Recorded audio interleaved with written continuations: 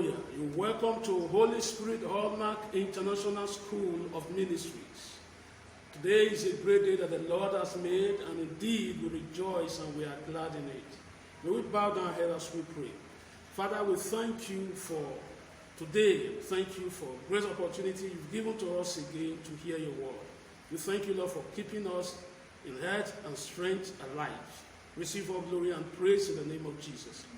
I yield myself completely to your spirit, Lord. I ask that you use me, Lord, to minister to my brethren all over the world. Minister, oh Lord, to humanity. Let it be a message that will bring comfort, that will bring hope, that will bring peace, that will restore many back to you, O God, in close intimacy. Father, I thank you for answering our prayers. For in Jesus' name we pray. Amen. Hallelujah. Once more, you're welcome to Holy Spirit Hallmark International School of Ministry. And I am Reverend Nelson Imade. We have been dwelling on the topic, all things work together for good to believers. Hallelujah. And we took the text from Romans chapter 8, verse 28, which read, and we know that all things work together for good to them that love God, to them who are the called according to his purpose. Hallelujah. Now we see the conditions. Two conditions. All things work together for good to them that love God, to them who are the called according to his purpose. Who are those that love God? In John 14:15, we're able to establish that those that love God, they keep his commandment. Jesus said himself, this is how you know those that love me. That's God personified. Jesus Christ, God the Son. Hallelujah. The second person Trinity. He spoke on behalf of the Godhead. Say, those that love God, they must keep his commandment. If you love me, keep my commandments. A man is the best to speak for himself. Hallelujah. So if God could speak for himself, he did not need any representative to speak otherwise. He doesn't. Hallelujah. So he spoke for himself. And so clear enough for everybody to understand. If you love me, keep my commandments. In other words, many are going to be saying they love me. Many are going to say that they are my followers. Many are going to claim that they are as righteous as I am. They have my righteousness as a gift. But this is what I'm saying about it. Indeed, you can have my righteousness as a gift. Indeed, you can inherit my own righteousness nature, and it becomes yours. But if you love me, keep my commandments. And by the fruit of this love, you will know those that are actually righteous, those that really love God. Because anybody can say he believes in Jesus. How do you prove that you really believe in Jesus? Anybody can say, I believe in the finished work of the Lord Jesus Christ. He died on the cross, I believe. He can say it to the confession of the mouth. But with the heart, the man first believes unto righteousness before you can make confession unto salvation with your mouth. Romans 10:10, I believe. So how can you say that you believe in God when you do not comply with his description of those that really believe in him? Hallelujah. So what we refer to as believer here are the people that love God, the lovers of God. Because from that word, we actually have Christianity. And the people that were very Christ-like, not because they claimed to believe in Christ alone, or they were prophesying the finished work of Christ alone, saying they believe that Jesus died and died for them alone. Their fruits, their ways, their lifestyle, when people saw them, said, these are little Christ. These are like Christ himself. They are Christians. So by their fruits, you know them. The way they behave. And that is how they portray the nature of God, by keeping the principles of God, the commandment of God. Hallelujah. Yes, indeed, you are not going to use by works, attribute righteousness to yourself. No, you can't. For the righteousness of a man before God is like a filthy rag. So you have to believe indeed in the finished work of Christ. You have to believe. He paid the price. You couldn't have been able to do that for yourself. He paid the price. You cannot attain to righteousness requirement standard of God with your own works, with your own efforts, with your own human strength. You can't. If it was possible, there would have been no need for Jesus to come. All right?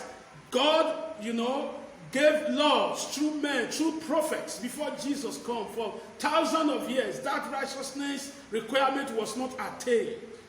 So he has to come so that we can have it as a gift, because it's only by receiving him as our Lord and Savior, believing in him, that he died on the cross, he put on himself the nature of sin, and he was crucified on the cross, and the sinful nature died right on the cross. If you don't believe in that, you have no part in what we are saying.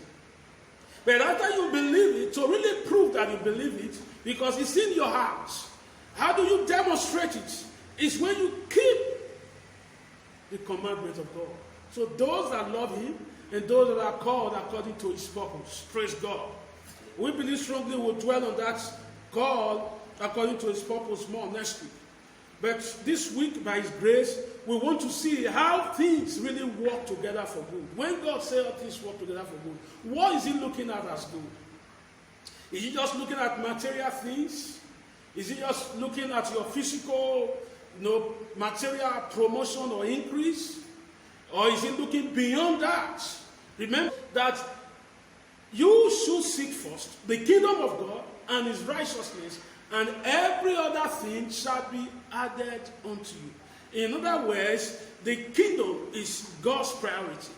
Seek first the kingdom of God and his righteousness, and every other thing shall be added unto you. So when he says all things work together for good, what good is he looking at? Hallelujah. What good is he looking at? What good? What is his priority?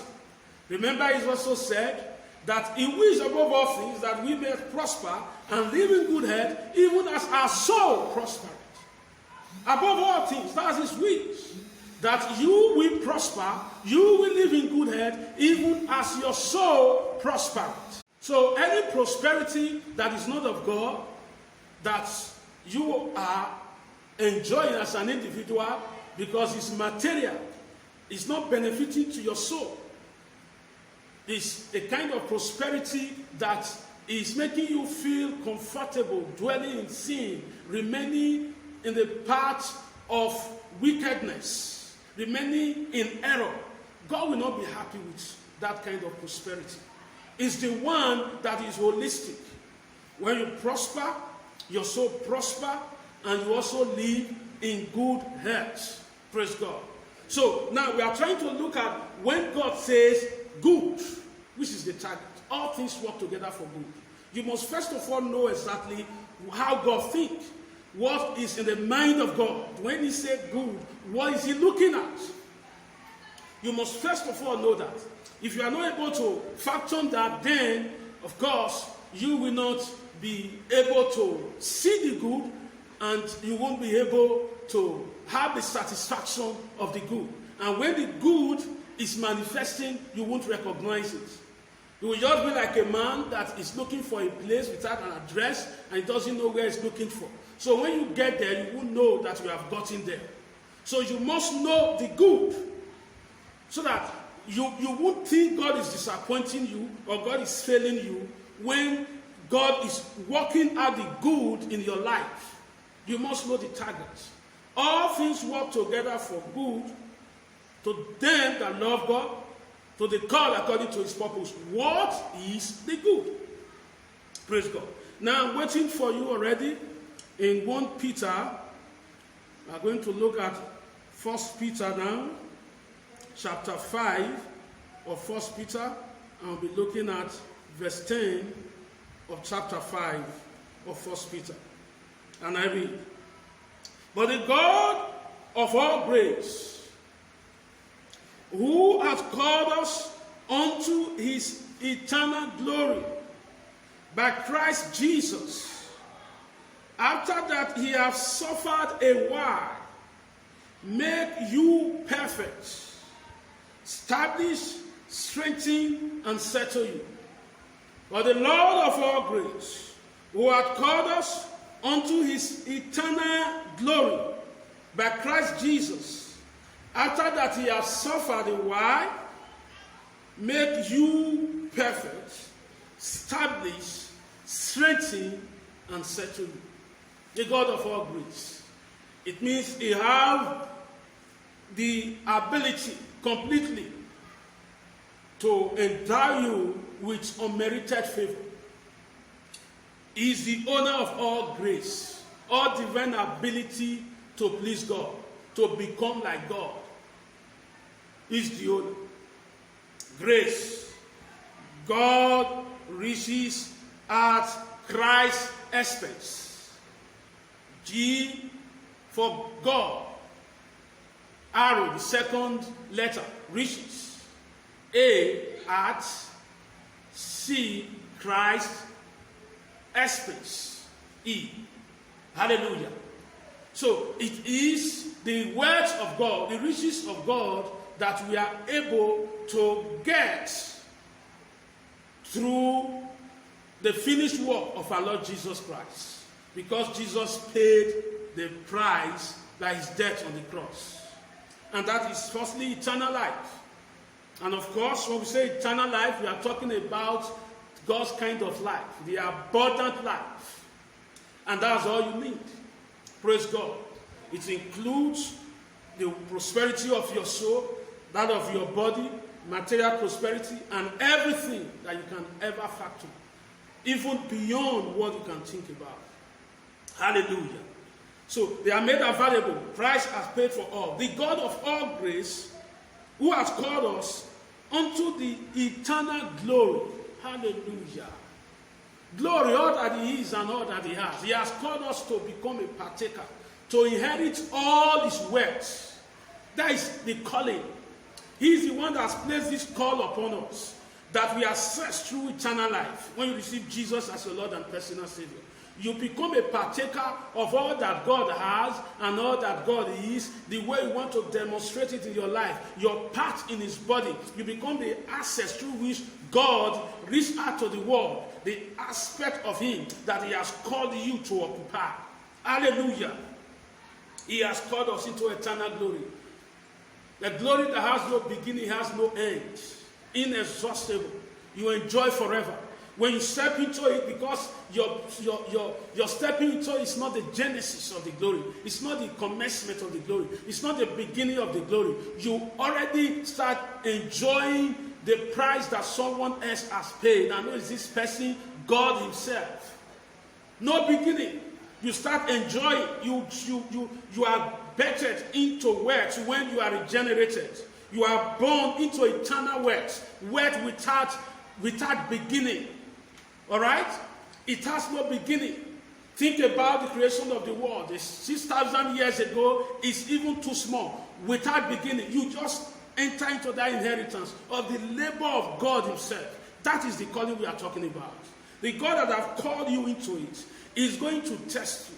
Is going to allow you to see your error so that you can cooperate with him as he takes you through the school of training, of repair, of amendment, so that he can correct that error, so that you can become a partaker of the nature of Christ. You can become like Christ. You can become God also. Because when you believe in him, you are testifying to the fact that you want to become the way he is. You want to be restored to that lost glory where Adam fell from. The image of God and after his likeness. So the impurity must be purged out. And the process of purging is that suffering for a while. A while means a definite time, a given time. And this time is short. It's calculated by God. It depends on your personality and factors around you that will contribute to your transformation process. It's a while. It's a short period of time. A while is a short period of time that is set aside by God for your testing. Hallelujah.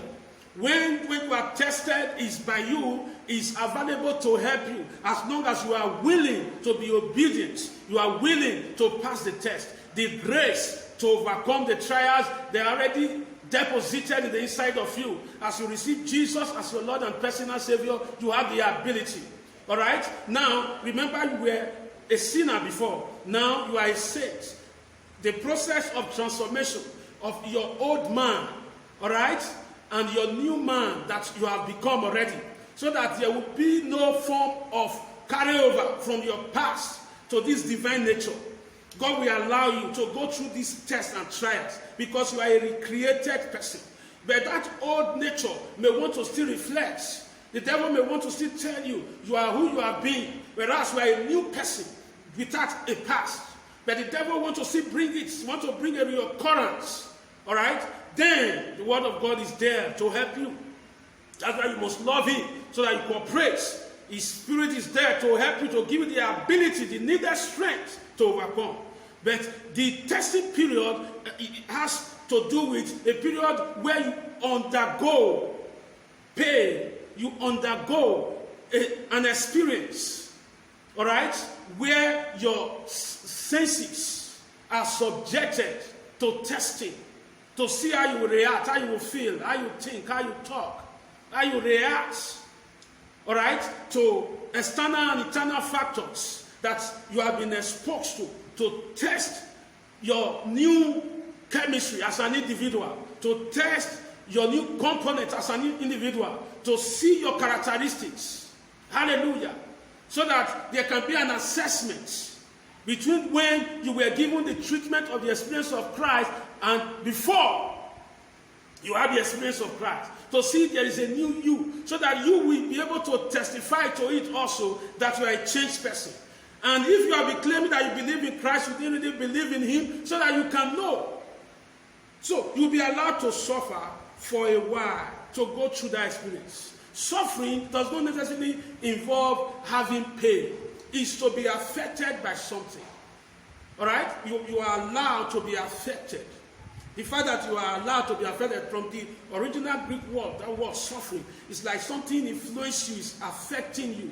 All right? Now, you can decide to enjoy it.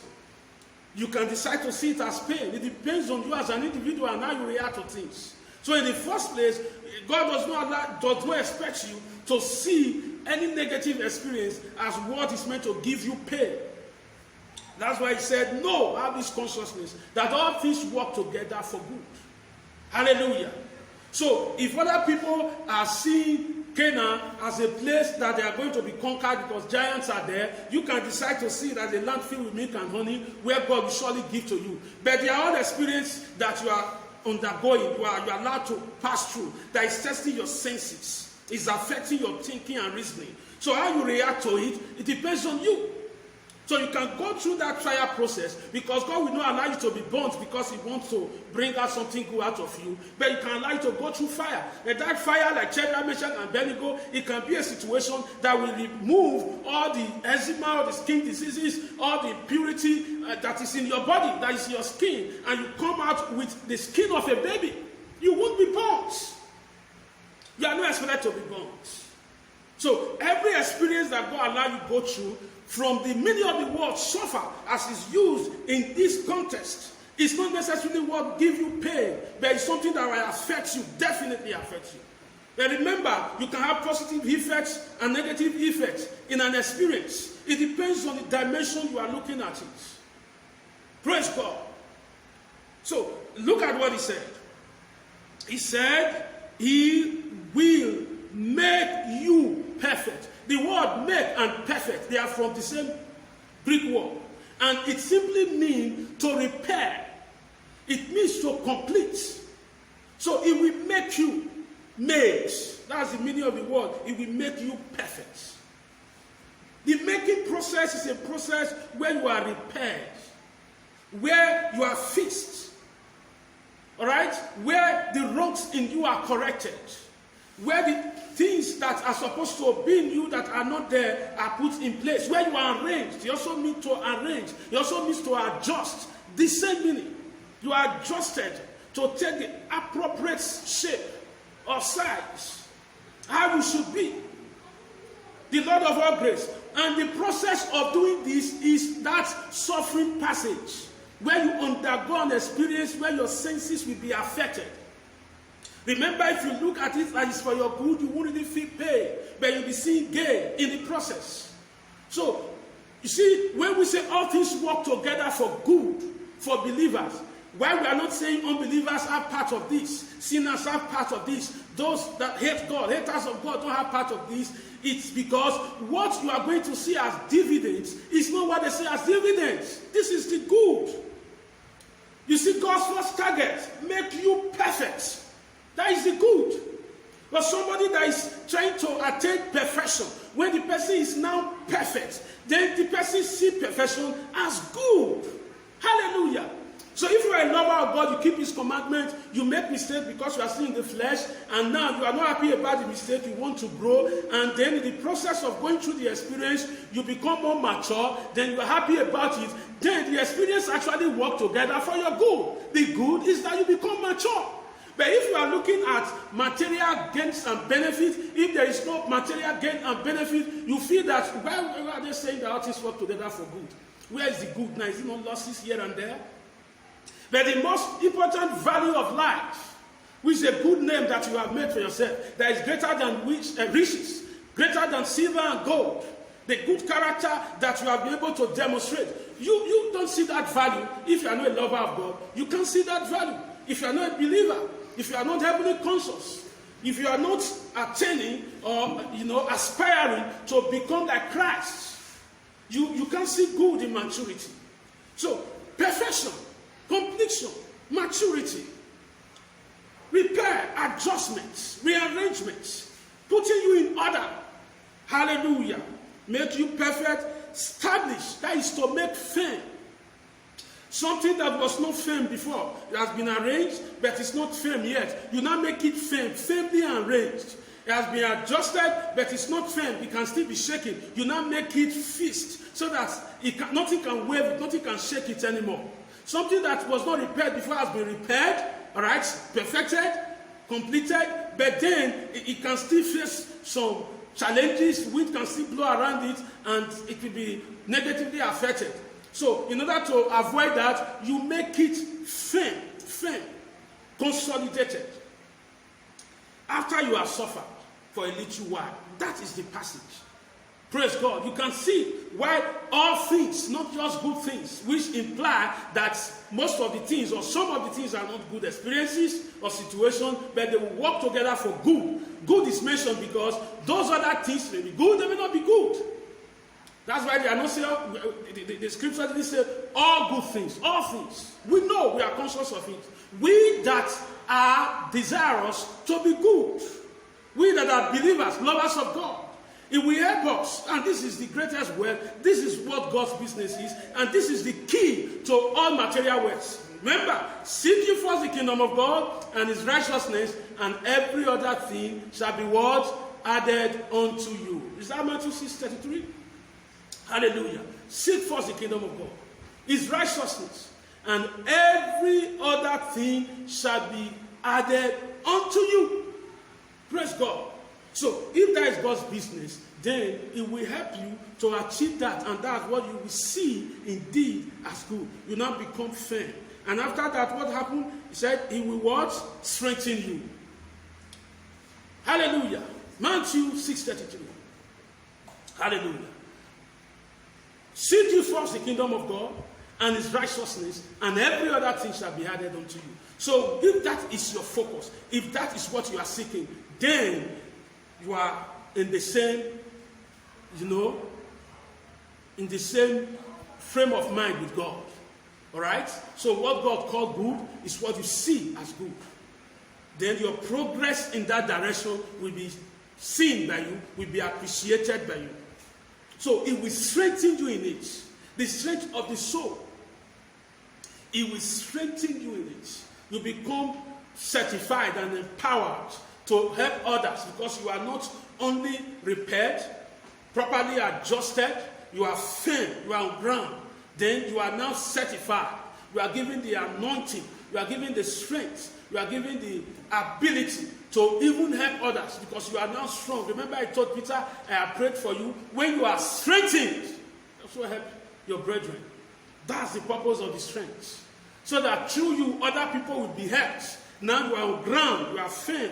We can also trust the weak ones into your hands. The inexperienced one into your hands. The babes into your hands. That's what the kingdom of heaven is saying.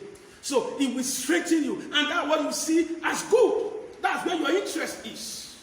So when you are looking at the years or period, remember, it's a short period of time, actually, if you cooperate with God. It's not supposed to be long. That's why we said last week, a journey that's supposed to take 40 days became 40 years, but they didn't comply with God's instruction. They were murmuring. All right? So if you comply with God, you cooperate with Him, it's a short while. It's a feast time, but short. A while. A short period of time. So if God's target, as we have shared in 6:33 Matthew, is your target, His kingdom and His righteousness, then the prosperity of your soul, before every other thing is seen, prospering alongside, then you see all this as good. When you are now helping people, even if you are not seeing material wealth, you have the ability to help people, divine ability to help people, to put people out of pills.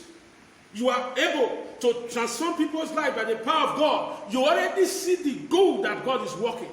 You see yourself not abandoned by God. You don't see that the accumulation of wealth as what you use to attest or judge or determine your prosperity in God or your success in God. You see God already working through you, affecting people's lives positively.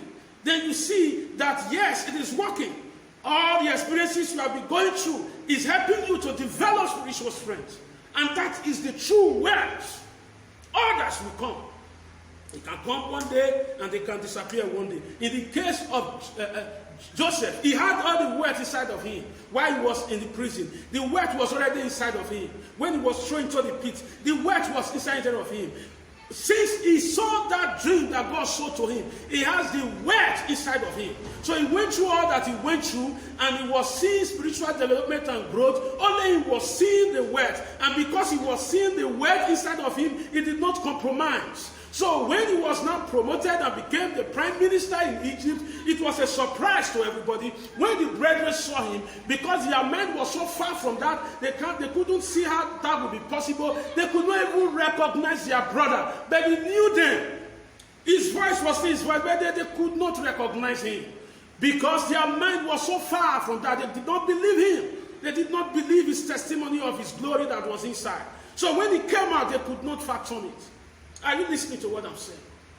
So it came suddenly from prison to palace. What has been inside of him just suddenly manifested, and the world began to see it.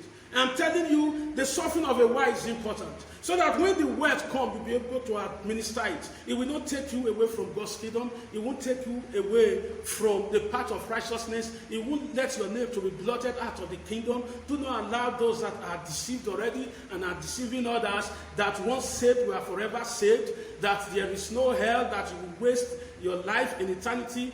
While you are being burnt, they believe you'll be burnt to ashes. Don't believe all those rubbish from the pit of hell. They say everything to make you think that you should not even ask God for forgiveness, because there's no need, you are forgiven. There is no sin that we should even talk about, because all your sin is going to be punished on Jesus Christ. He has paid the price. But must you crucify Jesus the second time? You have to live for him. And when you notice error, make peace with God. Ask God for forgiveness. If we pray for forgiveness, he will hear us, he will forgive us our sins and cleanse us from all unrighteousness. Don't allow the word of God to be perverted, quoted rightly so that you see that they know it, but twisted in interpretation. Don't allow all the things you know before. Do not allow anybody to make you walk away from the truth that you know before and go into error. No, the word of God is sure. The foundation of the Lord is sure.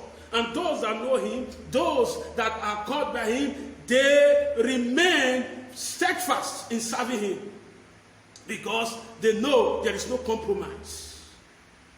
God knows those that are his. You can't deceive him. You can't mock him. You can only mock yourself. Hallelujah. So if you are a believer, remain steadfast. Remain a believer.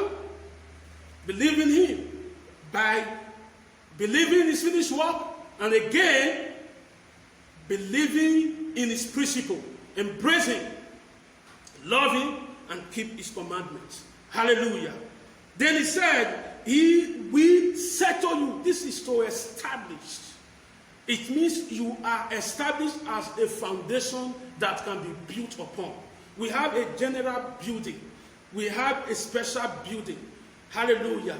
God is building us as network in his body. In the universal church, we have a part that we occupy. Hallelujah. Now, for any product to be showcased by a company, it means that the company has tested that product, that it can represent them well. So many things that company produce that you don't see because there were error in the process of production. So they are counted as losses. They are not taken to the market for display because they are not marketable. And even if people are willing and ready to buy them cheap, they will misrepresent the integrity, the quality, the model of the company. So because of that, they rather damage them. All right? So when you are established, it means you are part of this eternal structure that the Lord is building. You are firmly, not just part of it, you are consolidated to the extent that, you become a principality in the Lord. Hallelujah. You become a leader. A leader that is prepared here on earth to reign with God in heaven. To reign with God when the saints shall come back to inherit this earth. Hallelujah. So we have levels of trust. And this level of trust determines the level of grace you can operate. Hallelujah. So when you can be trusted as one that the Lord has placed in a realm of establishment, you see major assignments given to you in the kingdom. Major assignments given to you in the kingdom that will help you to affect life in a very impactful way. Praise God. God will empower you. The angels will be entrusted into your charge and will lead you effort to begin to accomplish more for the kingdom. Because you are established, your work will begin to affect people. Now, we are not looking at just those that you give birth to directly, but even your posterity. After you, the work you leave will still be speaking. Where you live, your works will speak for you. These are signs of establishment. Where when you pass through this earth for years, your work is still speaking. Your books, your testimony still transforming lives. People are still publishing your works. Those are signs of establishment. God wants to take you to a level where when people are publishing your work, there won't be controversy. People won't be saying, we didn't really know that he was a Christian because at a point he was seen to be a Christian and did this, he did that. No. Where everyone will know that, yes, this was a major instrument in the hands of God. Prophet of God, apostle of God, preacher of the gospel, teacher of the gospel. Are you listening to what I'm saying? That is where God is taking you to. And that's what God sees as good. The words, good, God is interested in it. But there are things that can come in just a minute. And when they come, they remain forever. Because you are prepared for it, you won't serve them. They will serve you. The love of money is the root of evil. Many have been deceived and their souls have been pierced with sorrows because of it. Just because they were not established before they started seeing money. That's what God does not want you to experience. You can see what the Lord of all great does. After we have suffered for a while, He makes us perfect, establish us, He strengthens us, and He settles us. And this is the good. All things work together for good for believers. You can see the goods in graduation, in stages. For a believer, all this we have just enumerated. The repair, which is the perfection, and the make. The establish, which is to make firm. They are good. Good enough for a believer to satisfactorily worship God and appreciate the goodness of God in this our life. The strength for you to be certified and begin to, when a doctor is trained and certified, cannot practice. A lawyer is certified, cannot practice. All right? When you are certified, cannot begin to affect and impact lives for God. Then, even beyond that, He will establish you by settling you. When you are established by God, it means even when you are not physically on ground, your work will represent you. People will publish your work. You are now be accepted in the general body of God as a man of God, a woman of God, to be reckoned with. This is good. Hallelujah. And I believe strongly that God has blessed you. I want you to bow down your head and I want to pray with you. Father, I thank you for this one that have listened to your word. And I ask, Lord Jesus, that you don't allow the devil to steal your word from their hearts, that they will miss your word with faith and they will grow. And what we have explained here as good will become their testimony. Thank you, Lord, for answering our prayers. For in Jesus' name we pray, amen.